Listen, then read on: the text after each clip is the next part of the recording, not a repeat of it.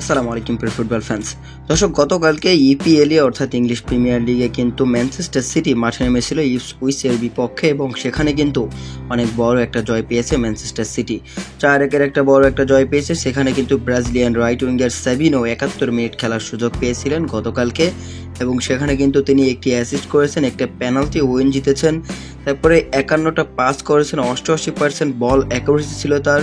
2টা কি পাস করেছে, একটা বিগ চান্স ক্রিয়েট করেছিলেন, 4টা ট্যাকেল করেছেন এবং 9টার মধ্যে 7টাই কিন্তু ডুয়েল জিতেছিলেন।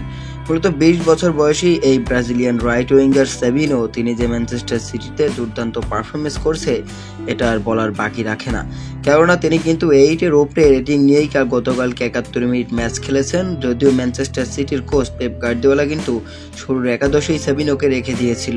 মূলত ফিল ফোদেনকে রেখে সাবিনোকে দিয়ে ট্রাই করানোটা অনেক বেটার মনে হচ্ছে পেপ গার্দিওলার কাছে। এজন্যই কিন্তু সাবিনো শুরুর একাদশে সুযোগ পাচ্ছে এবং ইংলিশ প্রিমিয়ার লিগের মতো একটা টুর্নামেন্টে যে ম্যানচেস্টার সিটির জার্সিতে এত দুর্দান্ত পারফরমেন্স করছে সাবিনো, সেই জন্যই কিন্তু বেশি ভক্তদের মন জয় করে নিতে পারছে খুব দ্রুতই।